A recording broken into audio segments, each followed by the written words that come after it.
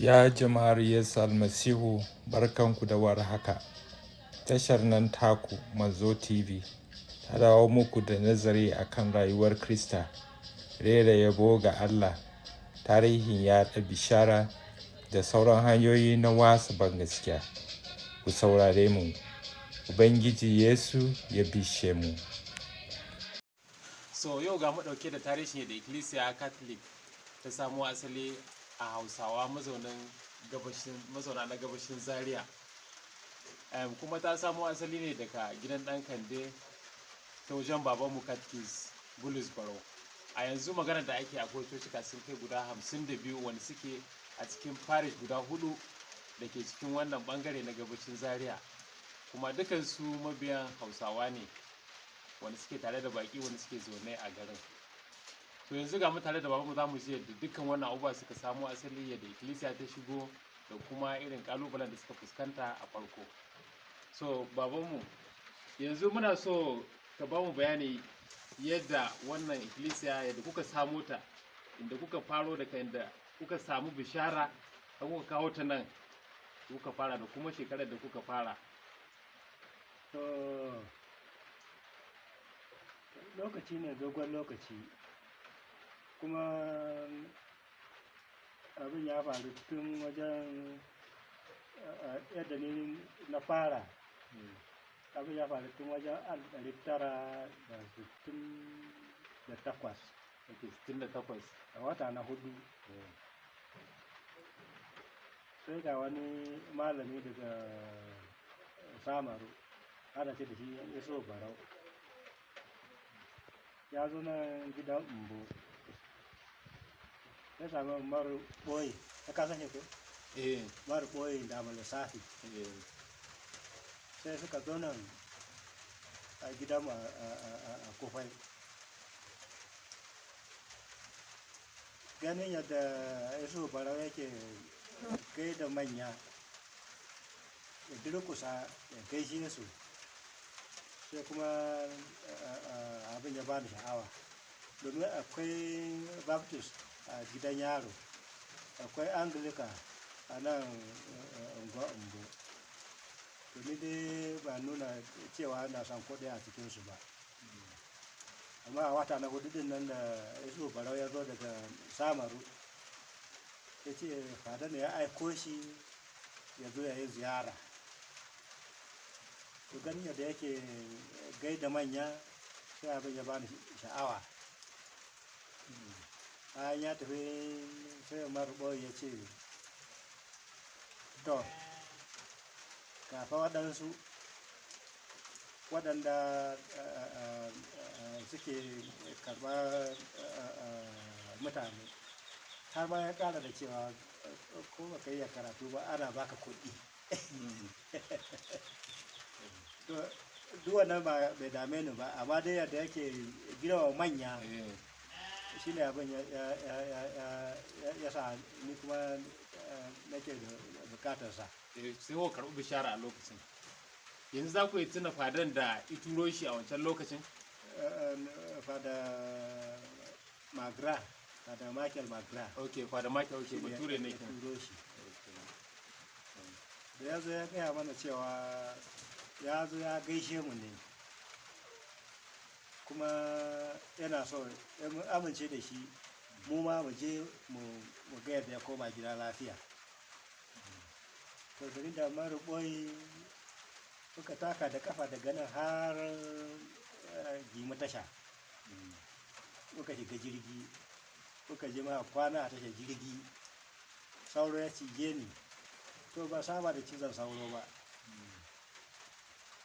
Kuma da gari ya waye, sai muka fice Samaru, muka je muka sami Iso Barau a gidan fada. Mun tara fada din baya nan, ya ce to fada baya nan, amma ko za mu jira shi zuwa jibi. Kaga mun kwana ɗaya ta jirgi, da kuma kwana 2 a Samaru, ni kuma a gida ban gaya kowa ba. Ok, a lokacin. to amma dai a haka nan sai na daure da yamma sai zazzabi ya kama ni, zazzabi fa sosai. Aka bani magunguna na sauro. Da gari ya waye sai fada magra ya zo ce ya gode da zuwanmu, saboda haka nan za a yi kwas wata na ɗaya na shekara mai zuwa. Idan muna da bukata to mu je mu same shi a Samaru.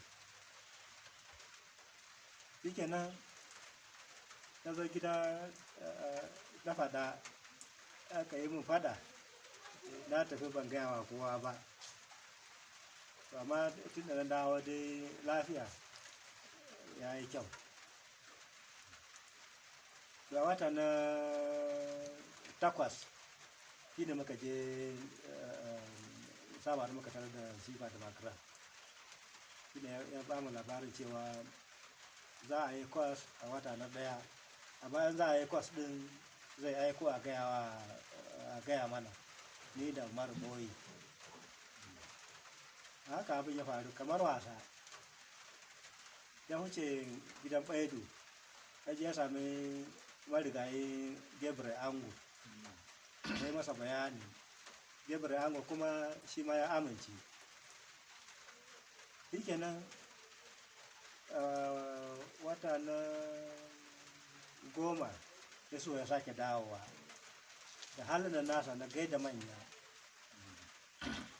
Ya ce to za a yi kwas na wata guda a Samaru a wata na 1.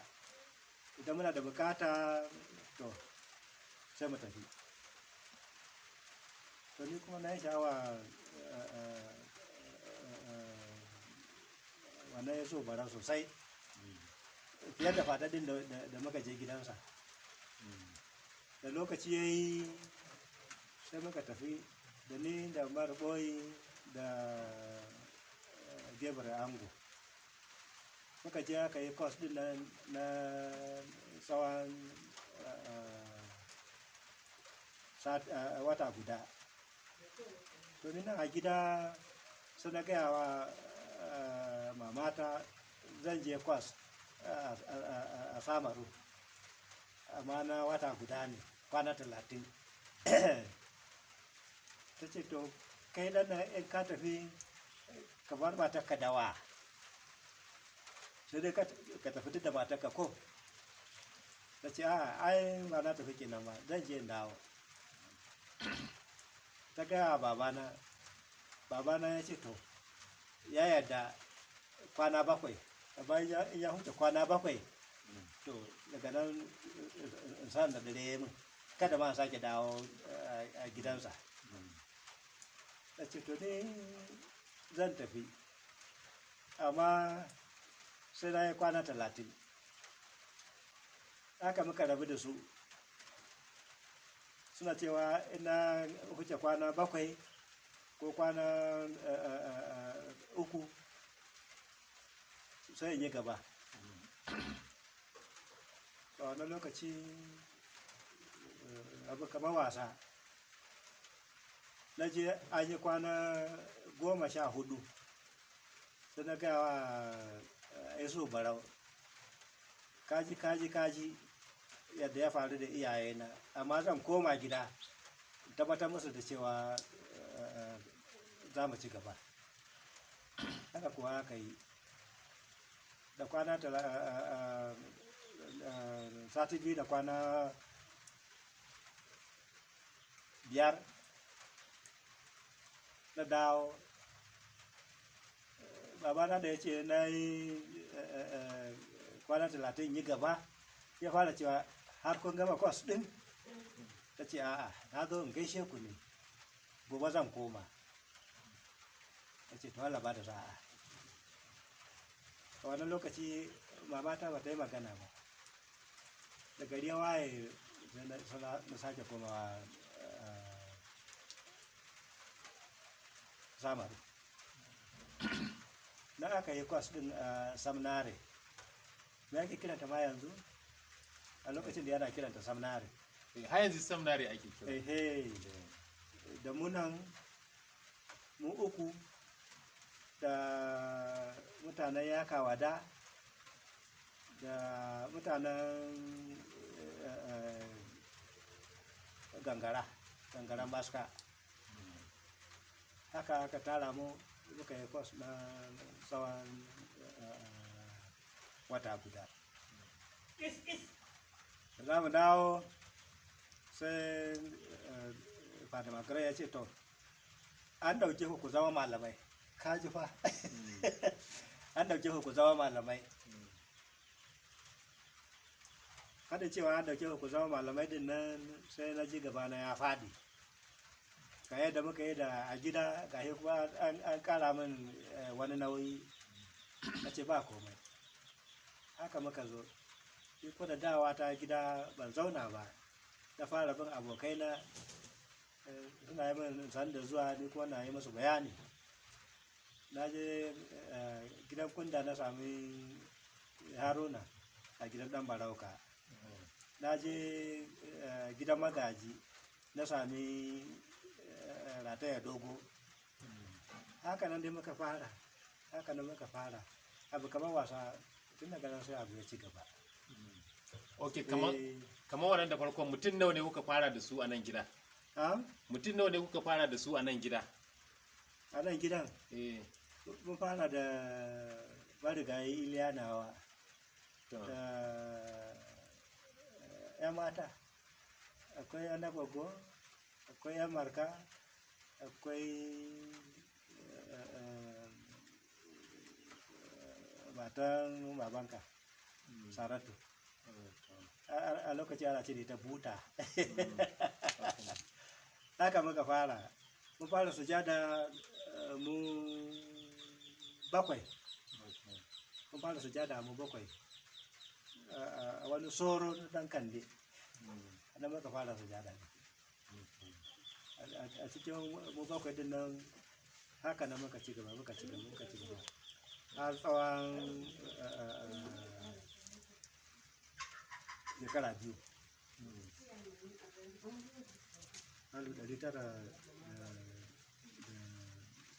1970 kenan. Kowane wata na ɗaya ana yin kwas, ana kiran mu muna zuwa a can Zaria kenan kwas a seminary. Mun ci gaba Kirsimati ya zo muka je mu gayyato bakwaɗan Katsinawa ya zo ya yi kiɗa, za mu yi rumfa kewaye. Har muna karɓar kuɗi kwabo kuɗin shiga. Ba shekara 2 din nan abu ya ci gaba sai ga babanka da Ibrahim Goma yana Kano yanzu ko? Ina Kano. Ya zo nan bai same ni a gida ba, aka ce ya tafi gidan Baidu. Sai ya bi mu gidan Baidu, ya je ya same mu, ya ce ya zo gidana bai same ni ba, amma abin da ya kawo shi ma daga yau ya zama Kirista ya zama Kirista. Ya zama Kirista kamar wasa. Haka nan muka ci gaba da Samaila, masa makarin Samaila Musa da Ibrahim Goma kenan da bawa na Ado. Ok, mutum uku kenan. Mutum uku kenan a lokacin ko? Mutum uku da Ibrahim Goma da bawa na Ado da Samaila Musa. Ibrahim bai zo ba ai. Ok, to. Ibrahim bai zo, bai taba zuwa ba. Ok, to. Haka nan muka ci gaba. Tun muna mu bakwai ba kai mutum 11. Ba kai 11. Kaga na manta da sauran mutum 4. Na manta da kowa da amma dai haka muka fara. Kun shekara 2 kenan a mutum 11. Haka muka ci gaba. Tun daga wannan lokaci babanka bai daina zuwa nan ba. Okay, daga can Rumi suke zuwa. Daga Rumi zuwa ya sujada a nan. Da biyo ta gidan dutse, ta wada bawa na ado. Tafiya ta yi tafiya sai kuma aka sami labaran. Kasan labaran? A ban san shi ba. Iliya Hamza. Okay. Ka san shi ai? Na gani. Da o'o sabi. Na san. Shaya. Shi katkis ne yanzu. Katki kwarai kuwa nan gidan dutse. Haka nan muka ci gaba. Tun muna tafiya haka sai kuma mutane suka fara sha'awa ta. Ya zama Ibrahim Bazai ya zama shine malamin. Ni kuma ina wurare daban-daban. Ina ziyara muna ci gaba. Ana ta yada bishara haka gurare.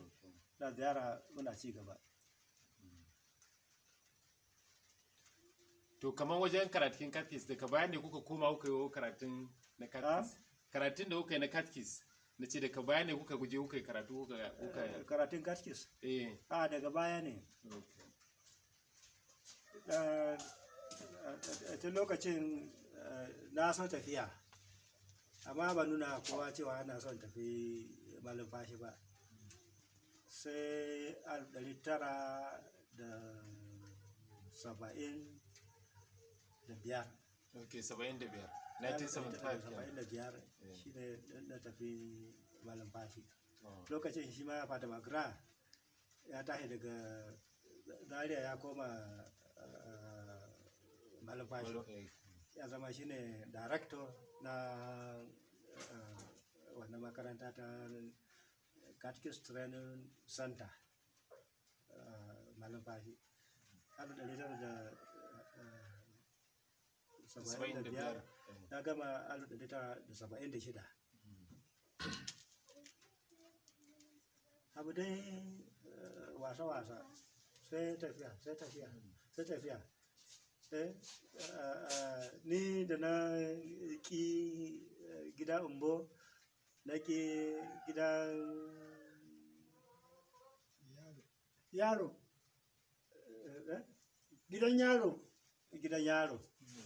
Sai ni ma na zama babba. Lokacin nan wace ce a gidan umbo? Lokacin nan wace cocin ce a gidan umbo? Lokacin ta gidan umbo wace iri ce? Anglican ne. Ok, Anglican. Ok, Anglican ta riga zuwa nan kenan. Anglican ta riga kowa zuwa. Daga baya Baptist suka zo. Amma Anglican suka fara zuwa nan. Da Mr. Richards shine malamin su. Bature ne yana kiransa Mr. Richards. Ya kewaya garuruwan nan. Ya kewaya. To da na dawo daga malumfashi abubuwa sun ci gaba. Sai ya buɗe wurare. Sai kuma ka fara kakkafa church. Fara kakkafa church. Rumi shine church daga baya ai. Rumu ko can Rumi? Shine church daga baya. Church ɗin na Rumi. Babanka shine dalilin kafa wannan church na Rumi. Malam Sama'ila Musa kenan. Na ce haka ne Malam Sama'ila Musa ba? Na Rumi. Sama'ila ana kiransa Sama'ila mai doki. A lokacin ko? Haka ne. To kaji. Haka ne saboda lokacin nan mai dokin bai riga ya zo Musa ba tukuna. Idan lokacin na cewa Sama'ila mai doki saboda mai dokin bai riga ya karɓi addinin ba sai daga baya. Lokacin da tunda shi Sama'ila Musa shi fara zama. Yawa kafin baban shi zo zama ko? Yawa haka ne. Sama'ila ya yi kokari.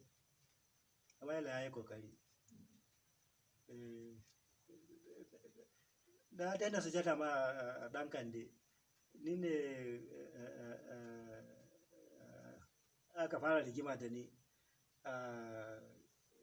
kana kargo. Mutanen Baptist sun sha zuwa ziyara. To sai kuma ga mutane biyu ne ko uku suka zo cewa irin tamu ake so.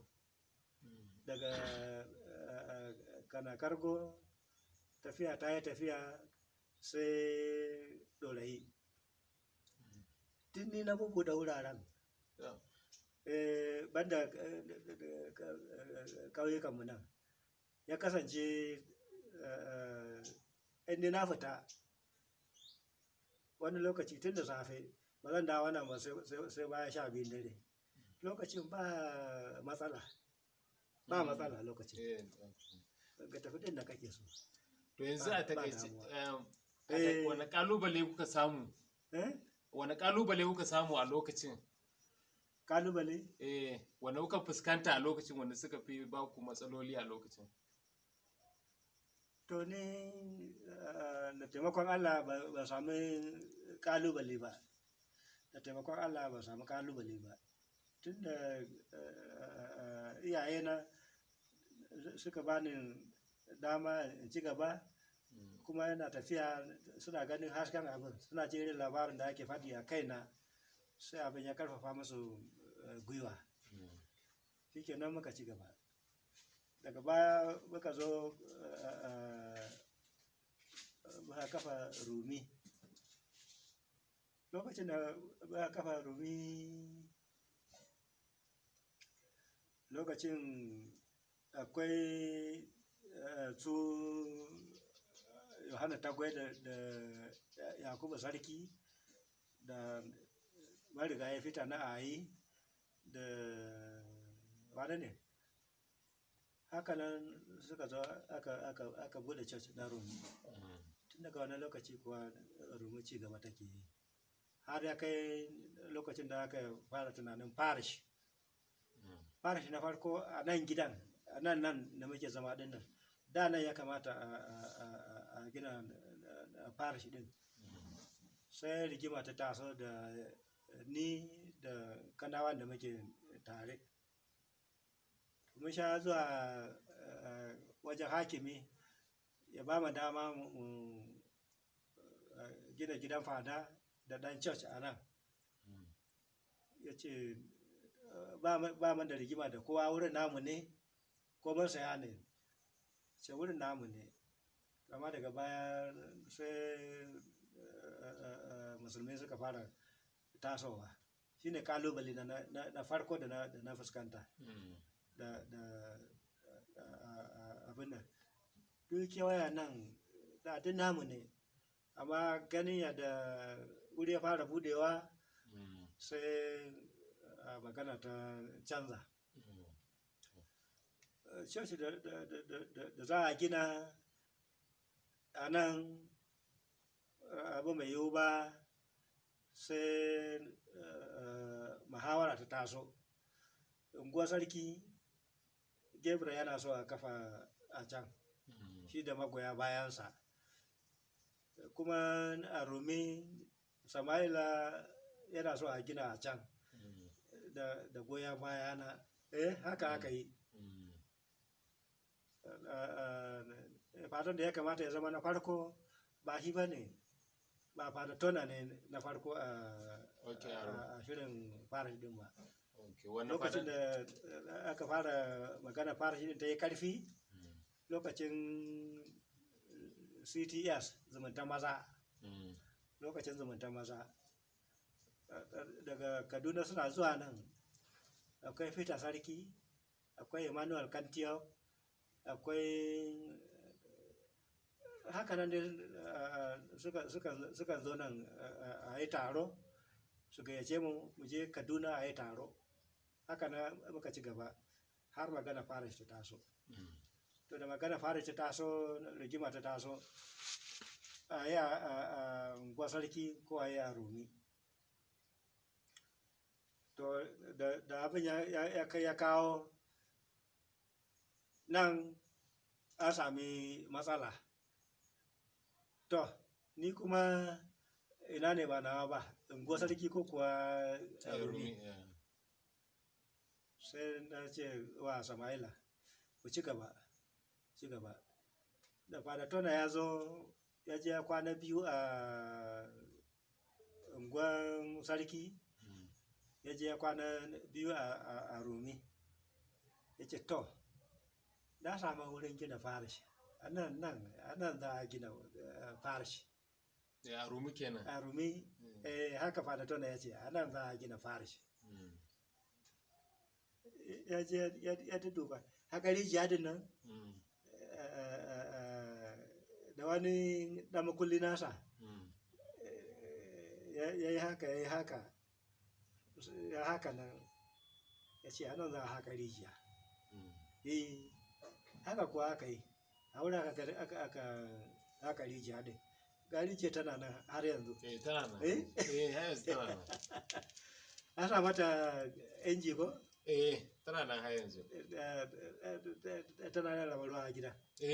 To yanzu baba yanzu ya kuke ganin yadda aikin bishara yake a yanzu, inda ake bishara take ci gaba a yanzu, idan an kwatanta da yadda kuke da, ya kuke ganin meye bambancin na da na yanzu? Yawan da yanzu ba, yadda ake yada da kuka yada bishara da kuma yadda yake faruwa yanzu. Yada bishara ba wani aiki ne mai wahala ba. In an san ka, an amince da kai daga ziyara kawai, sai a kira ka a ce ka zo ka kafa wani church. Haka muka yi da Riman Kago. A gidan Kago don aka fara kafa church ne. Lokacin marigayi Yakubu Zaki da Ayuba din nan, shi yana na har yanzu. Da sauransu, su mai wada, da sauransu ne. Na aka gina church a gidan Kago. To yanzu baba a ƙarshe muna so ku ba da shawara, tunda kun yi abubuwa da dama, kun yi gwagwarmaya sosai a wannan addini tun daga shekaru wajen 50 kenan yanzu ko sama da 50. So muna so ku ba da shawara ga mabiya wanda suke mabiya addinin Kirista musamman katolika a yanzu. Wace shawara za ku ba su game da wannan addini yanzu? To kaga yanzu shawara din ta zama matsala. Ko ka faɗa ba za a saurare ka ba. Sai abin da wasu waɗanda baka yi tsammani su za su faɗa ba, sun suka yi magana din, ita za a ɗauka. To amma dai kamar shawarar da zan bayar shine matasa mu su haɗa kai. Haɗa kai ya fi haɗa gida. Matasa mu su haɗa kai. Haɗa kai ya fi haɗa gida. Yawwa, shawara ta farko kenan. Shine a haɗa kai. Kuma na biyu shine a dinga ɗan sauraron na baya. Shawara ce a cikin aikin, shawara ce zaman rayuwa, rika sauraron na baya kenan. To mun gode sosai baba. Ina fama da marafa, ku yi hakuri. Mun gode.